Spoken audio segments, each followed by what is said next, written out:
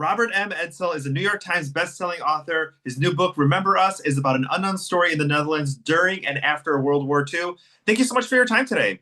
Thank you, Rudy. The book is out this week. I mean, it's about an unknown story, basically, word of mouth through a woman named Frida about gratefulness and legacy.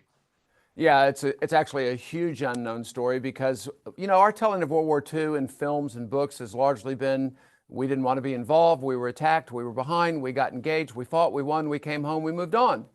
Yeah. Americans are a forward-moving country, but for 405,000 Americans, there wasn't any moving on, and so many millions of families, millions of Americans in these families that their lives were changed forever.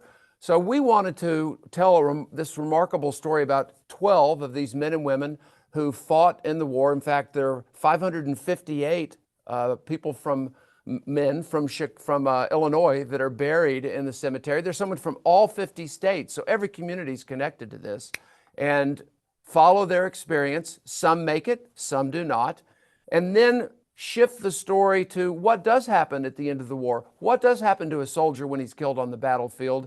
And this transcendent moment that is really unique in the way that the Dutch asked the question, how do you thank your liberators when they're no longer alive to thank? And that's really a significant part of the story that we're telling, an incredibly uplifting and inspiring aspect. Oh, exactly. I mean, you think about all those families and how much travel costs at the time, and maybe your age, and you might have difficulty doing it, but knowing that your loved one is cared for, is remembered. I can just imagine just how grateful so many people are that you're sharing the story.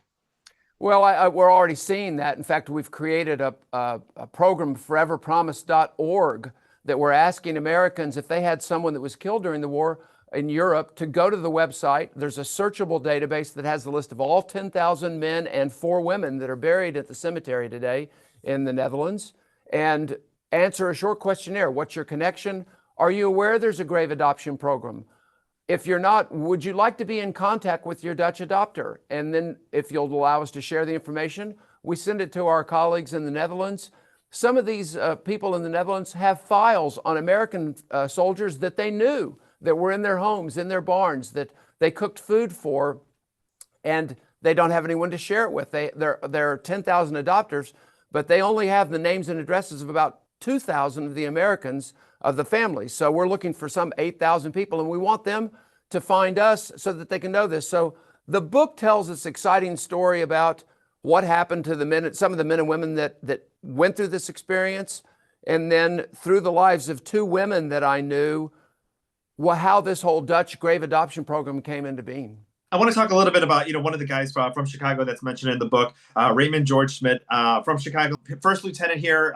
Tell us a little bit about him, such as rich history here in the Chicagoland area. Well, everybody in the United States and probably around the world is going to know of the unit this guy was with, because he was one of the Band of Brothers and knew Dick Winters. And, we know that story from the great program that Tom Hanks produced about Band of Brothers. And he was killed in Operation Market Garden, this largely paratroop effort part of the effort to try and end the war in December 1944. And it was a failed mission. He was killed in an accident. Well, the ammunition truck he was in exploded. But he's just one of so many other amazing stories about the heroism of these men and women from farming communities, from large cities all across the country. As I said, there's 558 sons of Illinois that are buried there today. And those are the stories that we want to make sure that we don't, not only do we not leave anybody on the battlefield, we want to make sure that after they've been brought home, that we don't forget who they were and forget what they did. And that's really what the Dutch have just done a remarkable job doing, is taking their kids and their grandkids in schools out to the cemetery. If you go visit there, it's not like any American cemetery I've ever seen where there's nobody there unless someone's being buried. They are making sure they drill into those kids. You're able to think what you think and go and say what you want to say, because your freedom was paid for by the lives of these Americans that are buried here.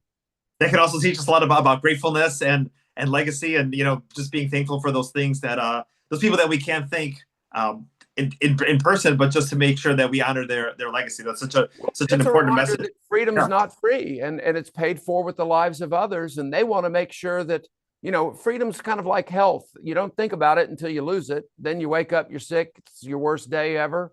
And then, you get your health back and you don't think about it anymore. But, we don't need to look any further than what's happening in Ukraine to realize, once you lose it, it's damn difficult to get it back. And the Dutch are making sure that their young people know where their freedom came from and who paid for it.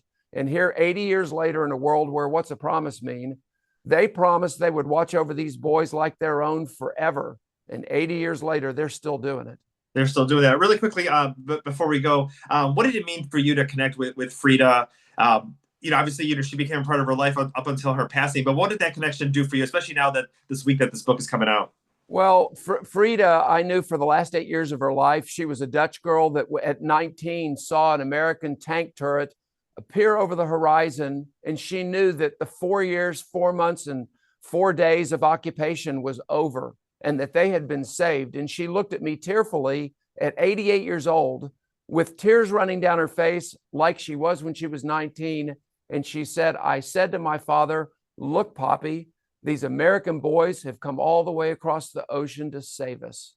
And so to be able to be there with her, know her for the 8 years, take her back to her home and walk the cemetery with her to say her final goodbyes to a lot of these soldiers that she knew, and then deliver her eulogy, it was incredibly special. So this book is a way of thanking her for not just the role she had in my life, but more importantly, the impact she had on so many American soldiers that are buried there.